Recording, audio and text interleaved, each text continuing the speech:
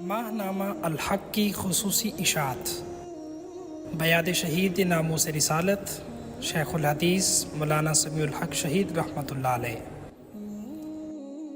اگر آپ کو عظیم انسان بننے کی خواہش ہو، اگر آپ جرأت اور بہادری سیکھنا چاہتے ہیں، اگر مظلوم کی آواز بننا چاہتے ہیں، اگر بیواؤں، یتیموں، بے سہاروں اور بے کسوں کی غمخواری کا جذبہ دیکھنا چاہتے ہیں، اگر حق بات پر ڈٹ جانا چاہتے ہیں، اگر اسلام، مسلمانوں اور شاعر اسلام کا محافظ بننے کے آرزو مند ہیں، اگر عظیم محدث اور کامیاب مدرس بننے کا گر جاننا چاہتے ہیں، اگر اللہ کی ذات پر مکمل توکل سیکھنا چاہتے ہیں، اگر علم کی شمع روشن کرنا چاہتے ہیں، تو ماہ نامہ الحق کی خصوصی اشاعت بیاد شہید ناموس رسالت شیخ الحدیث حضرت مولانا سمیع الحق شہید رحمۃ اللہ علیہ جو 4 جلدوں پر مشتمل ہے اس کو حاصل کریں۔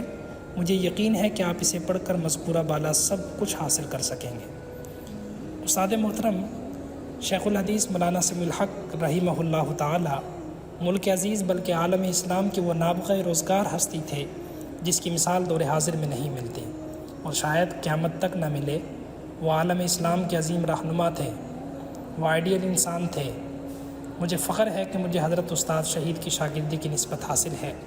مجھے اپنی آنکھوں پر ناز ہے کہ ان کے ذریعے میں نے حضرت استاد شہید رحمۃ اللہ علیہ کو گھنٹوں مسلسل دیکھا ہے۔ میرے کانوں کو یہ اعزاز بھی حاصل ہے کہ 2 سال تک مسلسل استاد محترم کو براہ راست سنا ہے۔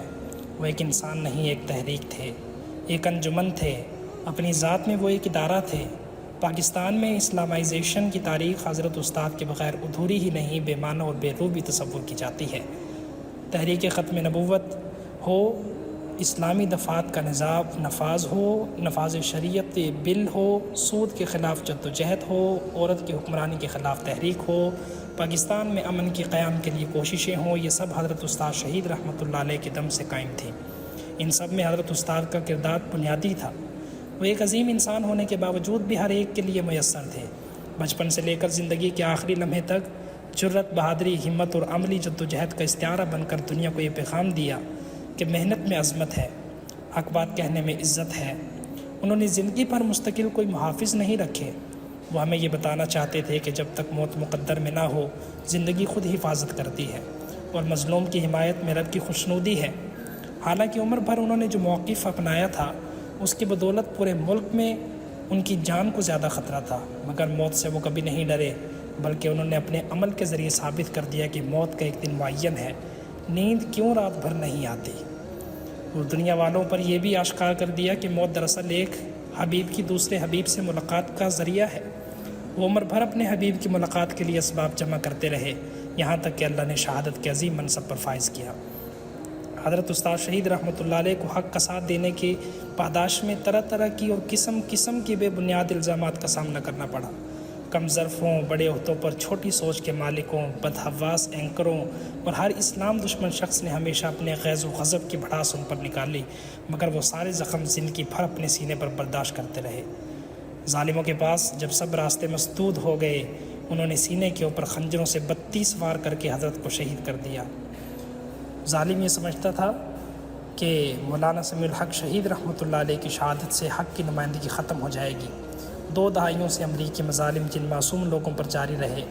ظالم سمجھتا تھا کہ اب ان مظلوموں کا ہم نے بیار و مددگار کیا ہے، مگر وہ یہ بھول گئے کہ ظالم پر اللہ کی لعنت اور مظلوم پر اللہ کی رحمت برستی ہے۔ دنیا نے دیکھا کہ حضرت استاد شہید رحمۃ اللہ علیہ کی شہادت رنگ لے آئی، ظالموں کا غرور اللہ نے کیسے خاک میں ملا دیا اور مظلوموں کو اللہ نے کیسی عزت عطا فرمائی۔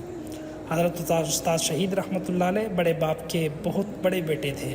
ان کا کمال تھا کہ انہوں نے باپ کی عالی نسبت کے باوجود اپنا نام بنایا، ہر حلقہ میں امتیازی مقام حاصل کیا، یہاں تک کہ ملک کی مذہبی، سیاسی اور علمی حلقے میں قائدانہ رتبہ پایا۔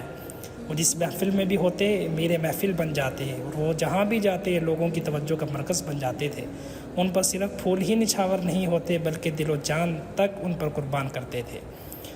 مدیر الحق میرے محسن حضرت مولانا راشد الحق حقانی اور میرے مربی سلطان القلم شیخ الحدیث حضرت مولانا عبدالقیوم حقانی صاحب مبارکباد کے مستحق ہیں کہ انہوں نے خصوصی نمبر کی اشاعت کے ذریعے نسل نو اور حقانی فضلاء پر احسان عظیم کیا ہے کہ وہ اپنے استاد کی حیات و خدمات سے آگاہ ہو جائیں۔